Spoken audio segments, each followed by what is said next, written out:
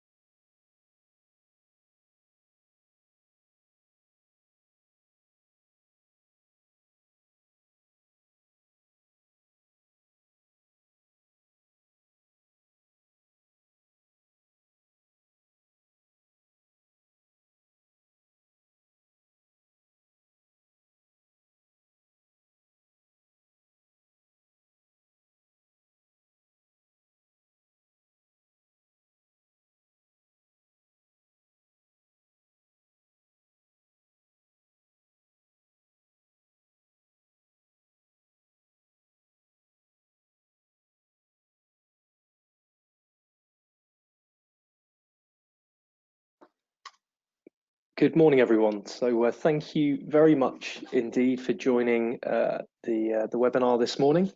It looks, certainly from the view out of my office window, like summer has arrived. So I hope it's just as good for you wherever you're listening to this today. So my name's Stephen Murray.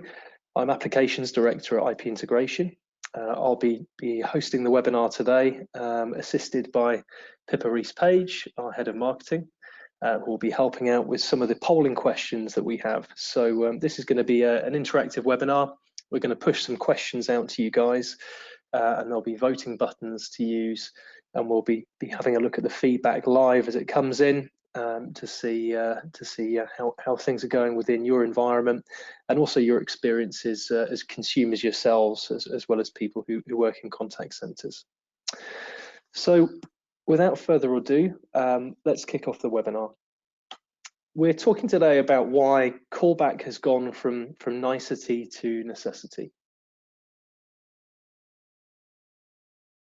What's important, I think, is that we get a gauge in terms of where is the market at. You know, where are contact centres today? So some primary research that we've had access to, and we're out there talking to contact centres on a sort of day in, day out basis. What are we seeing?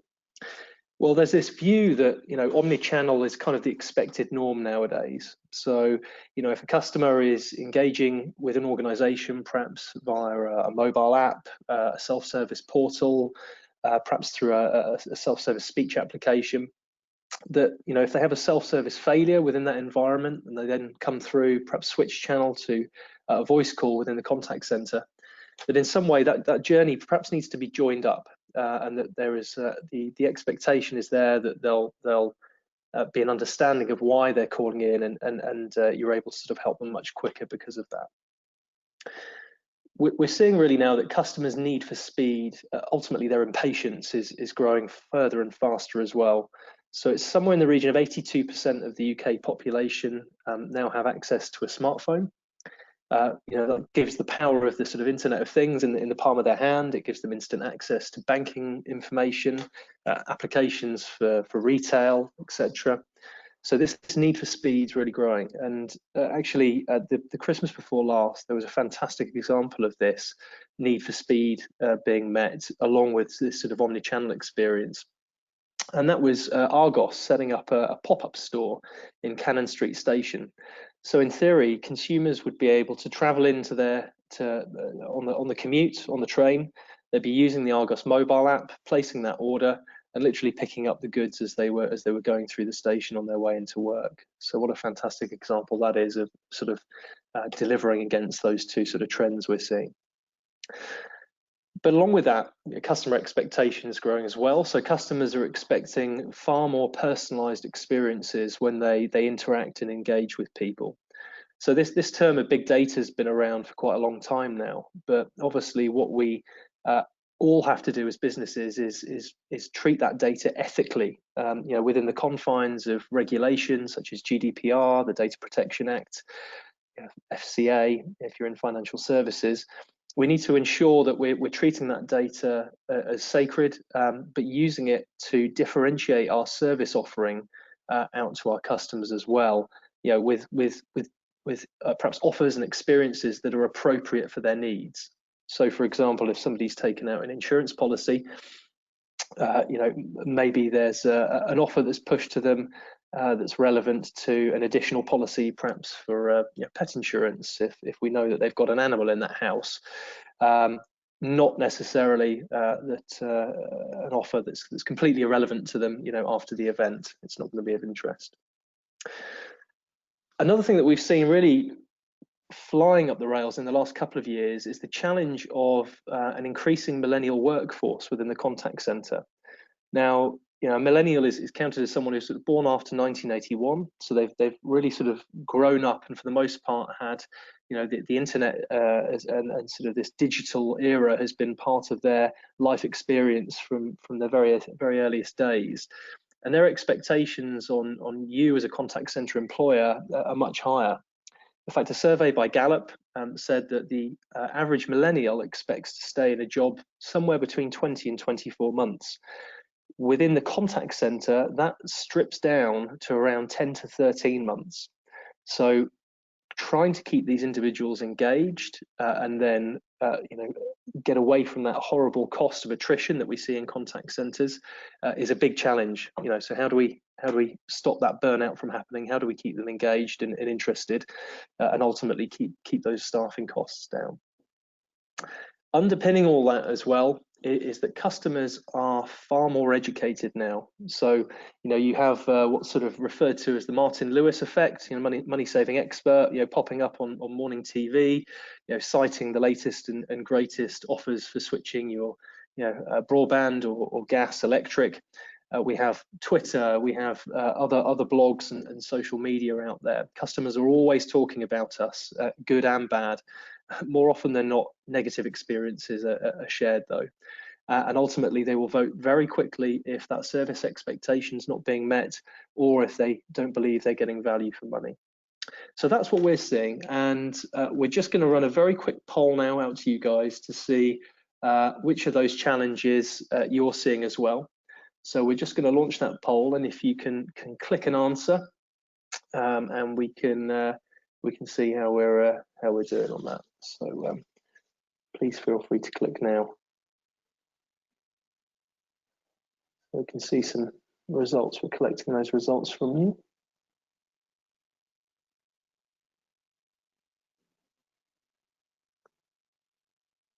And we'll just give a couple more seconds for everyone to vote. Nearly there.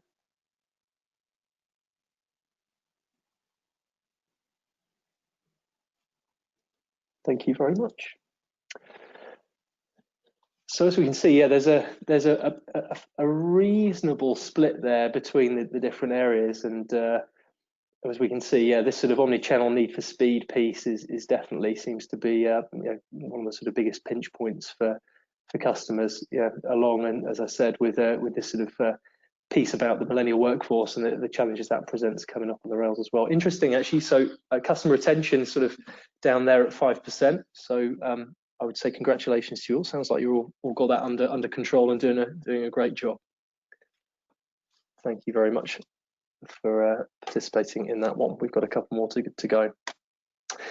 So if we sort of distill that down to Callback specifically, and start to look at those sort of inbound challenges that we face now as contact centers, well, it's quite interesting. So contrary to popular belief, contact center call volumes are actually increasing year on year. So there's a number of reasons that are sort of supporting that. Clearly there is a larger population that we're having to deal with, hence call volumes are naturally, as a byproduct of that, going to be increasing. And AHT, that old favorite metric within contact centers, or average handle time, as we call it, is actually increasing as well. Now, again, there's a couple of reasons we see around that AHT metric increasing. AHT doesn't necessarily need to be a bad thing at all. In fact, quite the opposite. We're seeing a lot of contact centres now actually not being too fussed about that average handle time, and in some cases actually trying to drive it up, and that's because people are looking to have better conversations with their customers, drive better conversations and better interactions, and sometimes that entails a longer call to ensure that customer's met, and that potentially there's a better first contact resolution piece as part of that. The other reason we see that AHT increase as well is because the calls coming into contact centres now can be far more complex. So as I was alluding to earlier, if somebody's perhaps had a self-service failure, typically that call is going to be more complicated than a routine sort of service transaction. Or sometimes the agents that are receiving those calls may actually not be best equipped to fully deal with them. So again, that can also drive up AHT. In fact, 95% of people surveyed by Which said that they should connect to an agent within 2 minutes. Now, clearly, again, this tracks back to that need for speed piece we were talking about before, and I suppose the underlying impatience that we have now, that everything should be available to us as consumers, as soon as we want it. Within the contact centre, though, that clearly presents challenges. So overstaffing is very expensive. You want to obviously be measured against achieving good agent occupancy, but you don't want to have to have people sat there idle, staffing up for the peaks. But of course, the flip side of that is, if you don't staff up sufficiently, you're going to end up with frustrated customers. Now, coming back to that point around AHT, it's proven that a frustrated customer can increase AHT by between 3 and 5 minutes, which adds to the already challenging staffing metrics that come along with that. And of course, there's the cost and reputational or brand damage as well. We've all seen posts on Twitter and social media with people commenting on wait times into contact centres, poor service experiences, and the senior executives of these organisations, such as BT being one of the famous ones, who've had to come and try and soak that up and make those customers happy again. What we also have, of course, though, is potential lost opportunities, which has a very direct, bottom line impact on the organisation.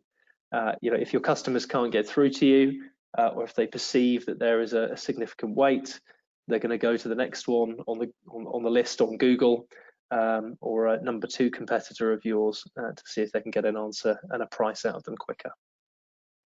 So what do we need to do? Well, ultimately there's this sort of marketing concept of surprising and delighting customers, that CX concept of surprise and delight. We want to be able to staff for what we need, reduce costs in the relevant areas, and really show that we're sort of delivering a premium service or a premium brand to try and again differentiate from the competition. And those are the key goals. So we're going to have a quick poll again now, and this is really to speak to you guys as consumers more so than contact center professionals, and this is to understand, I guess, your patience. So how long would you wait on hold, before getting frustrated and hanging up or going elsewhere? So we've put that poll in, and we can start to see some responses collect through.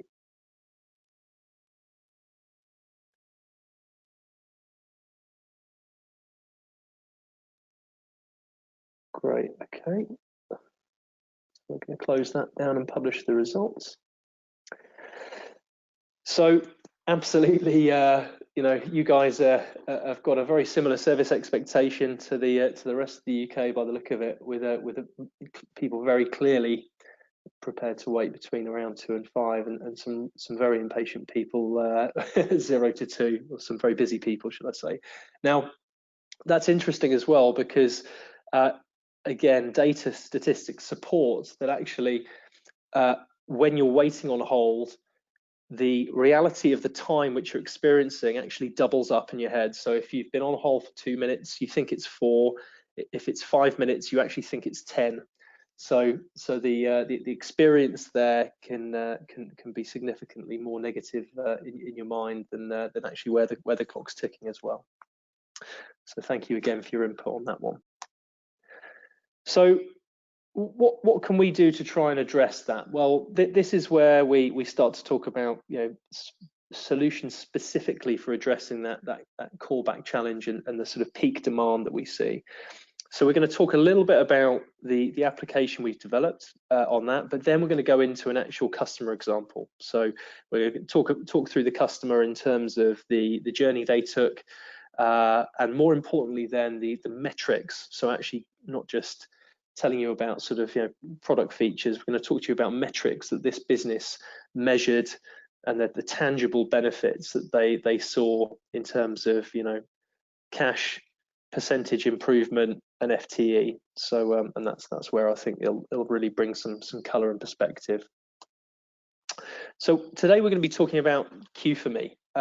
So Q4Me is an IVR application, an interactive voice response application that we've developed here at IPI, and it's a patented solution, and it provides an alternative for callers hanging on and queuing, working both for calls and also for web callbacks as well.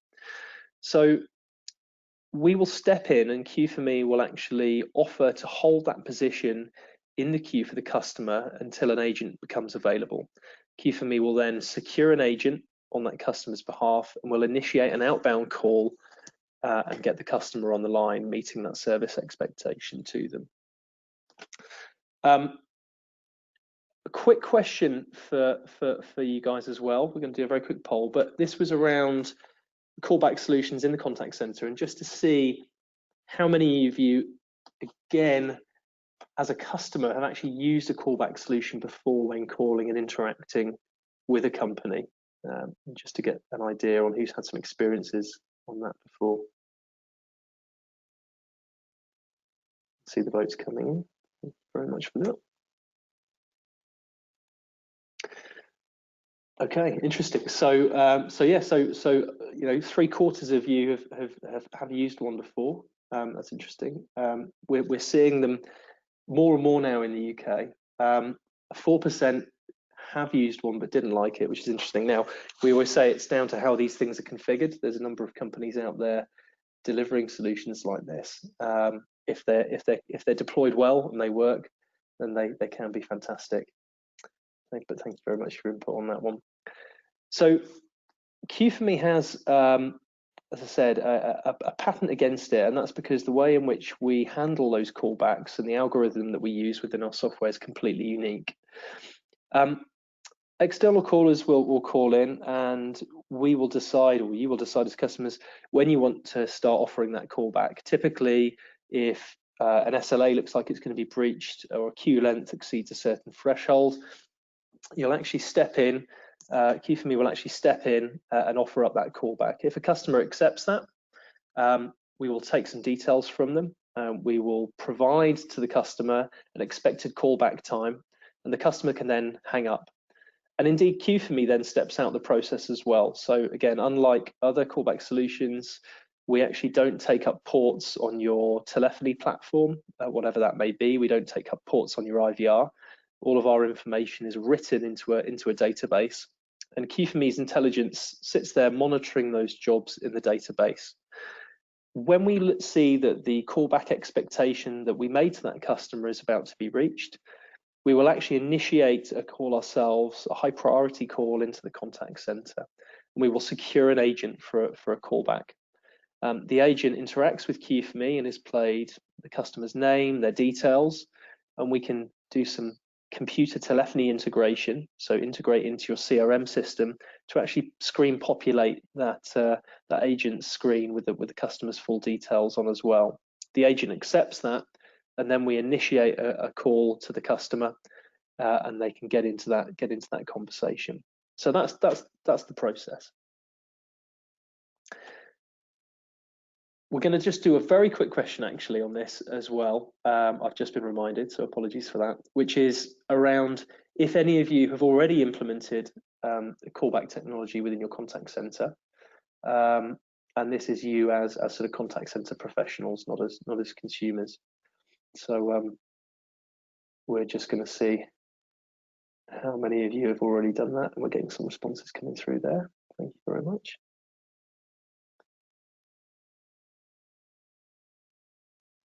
Okay, I think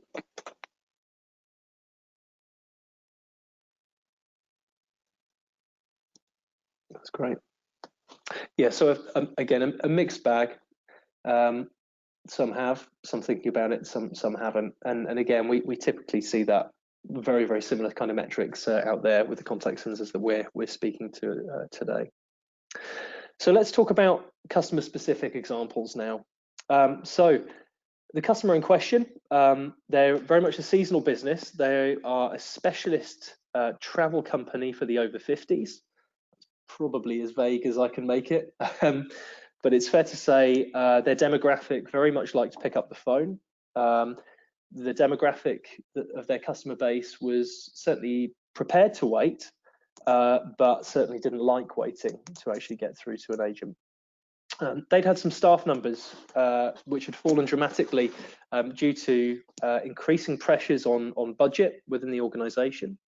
They were something in the region of 30 FTE down on the same period on the prior financial year, but they were still receiving a very similar, within 10% number of callbacks which they had been on the previous season. So they were really feeling a pinch. They were also offering manual callbacks to those customers as well. So at particularly busy times, they would actually be taking manual callbacks and then having to deliver them out of hours, out of peak hours, which was driving overtime costs significantly. Added to that as well, there were free phone numbers provided to the customers. If you look at the sort of average price to a contact center to deliver a free phone number into the organisation from a British Telecom or a TalkTalk or a Gamma or something like that, you'll typically be paying something in the region of 2.5 pence per minute. That's a sort of industry standard. When, as you did with this organisation, you have people queuing potentially for 30 to 40 minutes across multiple lines. That really racks up as a significant hard cost for the business every month. Ultimately, as well, they were seeing the pain of lost sales. It's a highly competitive market. The holidays which they deal with are certainly not on the sort of budget side of things. It's a premium product which carries a premium price. Ultimately, this was driving frustrated customers as well. So again, their own internal research and data had shown that they were looking at around about another 4 minutes added to each call, as the agent needed to settle the customer down, listen to their frustration before then actually getting into the real bones of the call in terms of why they needed to speak to them. So challenges there that aren't just specific to the travel sector, but again, we've seen across a number of our customers where we've implemented this technology. So the solution for us was quite clear. When they engaged with us, they'd been talking to a number of vendors about callback technology. But as a business who are sort of fairly cautious about the adoption of new tech, they wanted to run a proof of concept. They'd actually been struggling to get the proof of concept working with the other two vendors, and they engaged IPI to help try and address this. So what we did was looked at the sort of key areas that were suffering. Let's look at the sort of key inbound skills and key areas where we were seeing the most significant wait times and abandonment rates. We were then doing a review of those call volumes, specifically looking at the busy hours and working out, at what juncture we needed to step queue for me into the contact center to start fielding and smoothing out those spikes for them. We did an assessment of their current technology stack. This particular customer was an Avaya user, and again, we had various integration techniques for delivering Q4Me into that technology stack that they had running. So we came up with an initial proof of concept to demonstrate and look at the value, and specifically this was on their sales and service lines, where they were really feeling the pinch of losing those FTEs from the previous year. So the proof of concept went live start of January of this year. And before we started to get sort of metrics from things like the telephony reporting and other financial data, we always recommend that that our customers look at getting some verbatim feedback from both the agents and the customers, because ultimately, you know, those are the guys on the front line. They have you know, their fingers on the pulse in some ways more than any other people. They're getting the feel of the customers in real time. And these were some of the verbatim comments that we were receiving from those agents. Overwhelmingly positive. You know, there is some fantastic feedback on there. I think for me, my favourite is the please, please, please don't switch it off 3 times. So we knew that this was very early on was going to be a success for them in our eyes.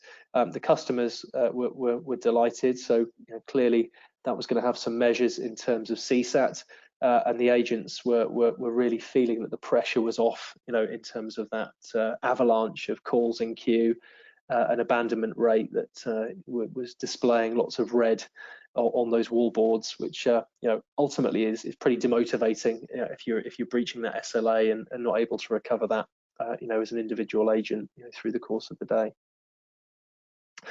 So that's nice and warm and fluffy, but you know, that doesn't always work when you're trying to justify a callback solution to your finance director or the operations director, who ultimately needs to support that and provide some budget for its deployment. So let's look at some sort of, you know, cold hard data, that the sort of thing that people sort of sign off on. Well, the busiest line in their organization took 21% of calls via Q4Me. Now we typically see around 12 to 15% if you look sort of cross function at different contact centers we've delivered this. You know, they were particularly busy, and the customer uptake was vast, in particular on this particular sales line. So the service level was maintained against a 30% reduction in staff. So in terms of the number of FTEs or full-time equivalents, which Q4Me was essentially providing, there was a huge benefit there, and on the staffing side.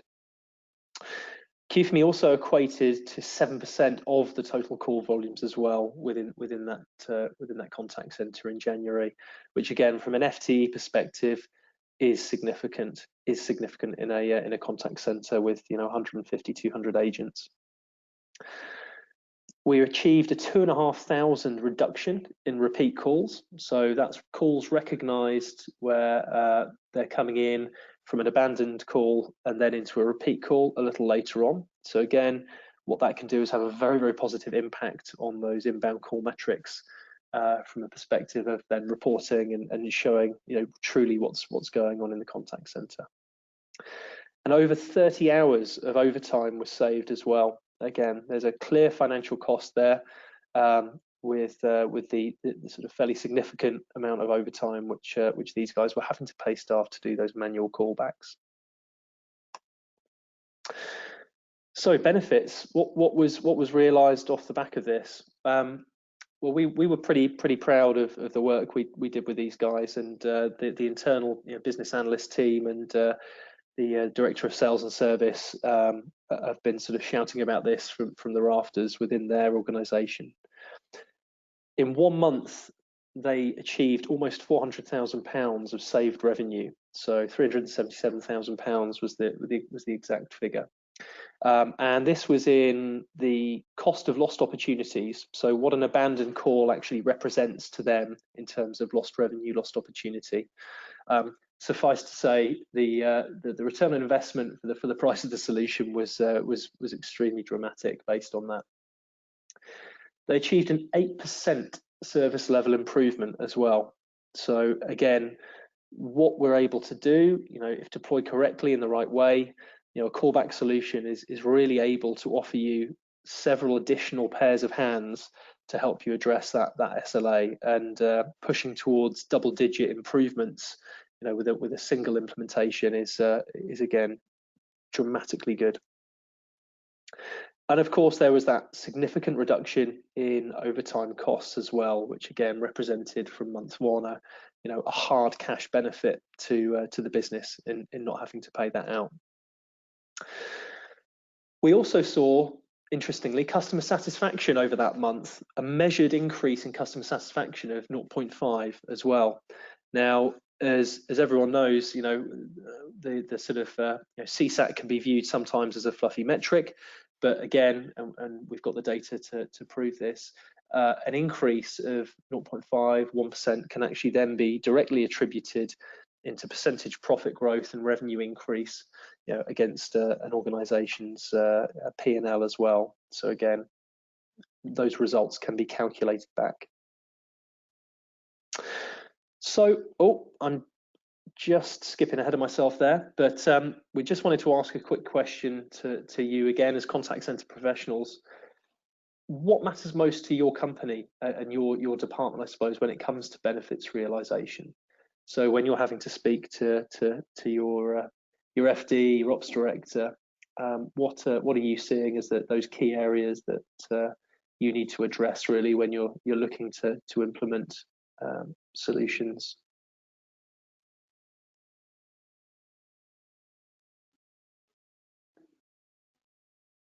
We're just seeing some more responses coming in.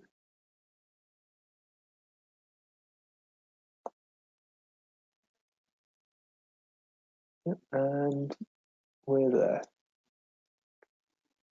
Thank you very much. So yeah, again, overwhelmingly there, it's about improving that customer experience. And that again certainly tallies in with the conversations that we're having out there with customers. Because as I said, if you can improve and drive up that customer experience, pretty much all the other good stuff comes as part of that. So thank you for your input on there. So really, just to bring that back to summary, we can help work through those benefit realizations with individual customers. We've got material calculations that can help support that, because often it's a challenge. As a contact center professional, you might have an idea that something is a challenge and that if you can fix it, but actually, how do you tie that back to a sort of fiscal benefit to actually support that and make that improvement? Well, again, we can help you do that. Behind this, there's obviously lots of calculations, but at a high level, what are the sort of key benefits we see? Well, you can improve multiple metrics. So, whether you want to actually reduce or indeed increase average handle time, Callback solutions can help you do that. Abandonment, service level, and more, all there to be improved. We can help adjust and turn those dials to drive those improvements. Increased conversion rate. Again, it was very clear for the particular customer we were referencing earlier that actually that reduction in lost opportunities and being able to service more of those customers was going to have a very, very clear financial benefit to them and a positive impact. Very simple one to calculate is the reduction in free phone call charges. When you haven't got dozens of customers holding on, churning away at that 2.5 pence per minute for every time they're sat there, we can tie that back in very, very quickly to some financial metrics, and again help sort of cost justify the implementation. Optimize staffing and staff costs, though, again, whether it comes from not having to staff up for peak, whether it comes from ensuring that staff aren't feeling burnt out because the call volume and load is spread across the day with the Callback solution, not delivering that overtime payments for having to mop up at the end of the day or early on the next morning. Lots of ways there of both helping with the costs, but also fundamentally creating a better environment for the staff as well. And ultimately then lowering customer effort, surprising, delighting the customers, coming back to that CSAT term, and improving that CSAT metric across the board with the positive impact that can have in all areas of the business.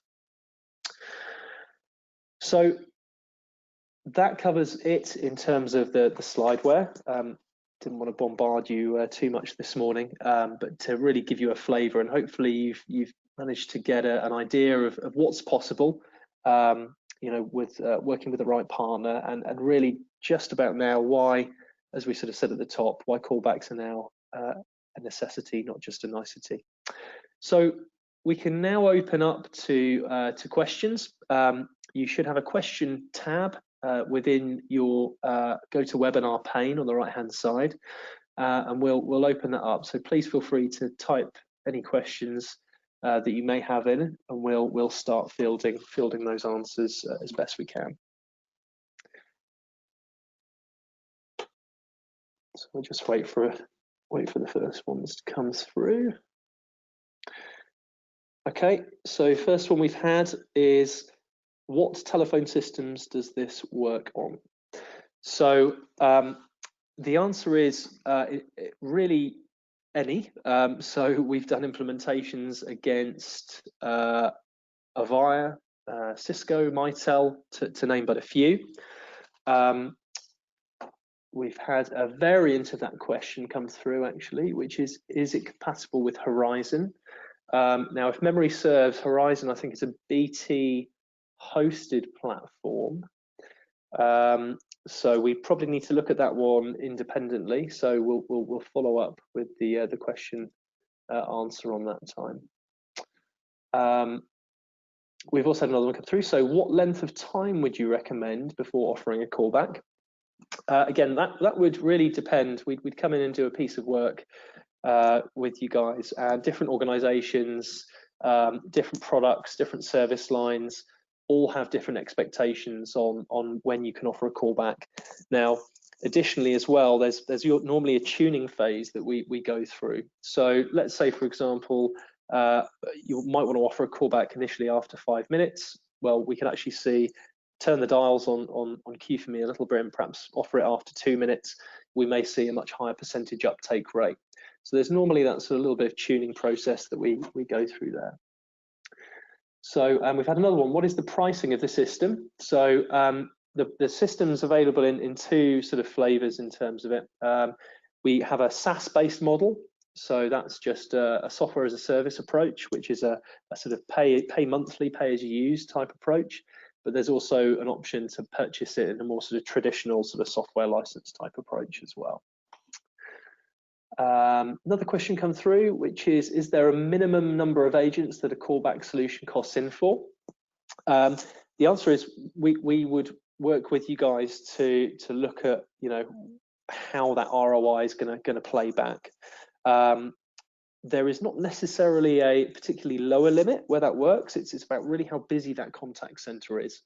So that's admittedly a slightly vague response, but it would depend really, as I said, on the busyness of the contact center, and therefore, you know, if that's sort of cost just in. But suffice to say, yeah, we've had this working at pretty small contact centers. I mean, the average contact center size in the UK is actually around about 122 seats, and we've deployed Q4Me at contact centers smaller than that.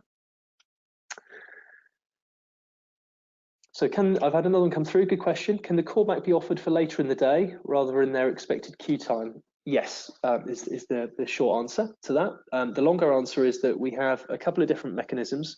So as a sort of standard, how Q4Me tends to be set up is to really work very seamlessly with a contact center queuing solution. And we use the intelligence in Q4Me and also the contact center to just naturally flow those calls through with setting that customer expectation. The other approach is to actually offer the customer time slots that they might want to be called back on. So we can take that customer, offer a time slot, the customer selects that time slot, and then we schedule that callback around that specific time slot and initiate the outbound call afterwards. So yes, and that's the longer answer as well. So is there a maximum number of people who can be in the callback database, or even who can be called back at any one time? Again, great question. So no, there's no limitation as such to the number of people who can be in the callback database. And again, that will just come down to agent availability in terms of the number of callbacks which are being done. So again, how we take and flow and manage those callbacks, it ensures that we're always making sure we've got an agent available, and that we're setting a realistic expectation with the customer. So again, that's sort of part of the success of why we believe our application works so well. Another one here was, what is the average implementation time? So again, this is in my slightly biased opinion, this is a significant benefit of our Q4Me application, is the speed of deployment. This is a productized application that can be really sort of taken off the shelf with minimal customization into environment. So to give you a clue, an indication, with the proof of concept that we set up for our travel customer that I referenced earlier, from the placement of the go ahead of the POC to going live, it took 2 weeks. So yeah, very rapid. Can it be offered a couple of times at the beginning and also after a couple of waiting? So yeah, good question. And yes, absolutely, we can effectively keep offering Q4Me throughout that process, throughout that call waiting process, because again, I think I get the meaning behind that question. You're quite right. Initially a customer may not want to make a callback, take a callback as an option, but let's say that call bounces up, or you have a load of other higher priority calls come in your contact center system, then yes, we can offer that again, because they may decide that they've changed their mind and want to take a callback. Can you turn the application on and off, i.e. sudden high sickness? Yeah, absolutely. So Q4Me has a web portal interface, which allows you to really control the dials on anything you want to, including the ability just to quite simply switch it off as well. So yeah, you can do that. That was great. Yeah, so I think that that is all of the questions. We had a lot come through there, so thank you very much. Everyone was clearly paying attention. So that leaves me just to wrap up. Again, thank you very much for your time. Again, hoping that you're now able to enjoy a little bit of this glorious weather we're seeing. The webinar will be available for view and replay, and we'll be sending out a link with follow-ups to everyone. Yeah, again, thank you very much for attending the webinar today, and we look forward to speaking to you all again very soon. Goodbye.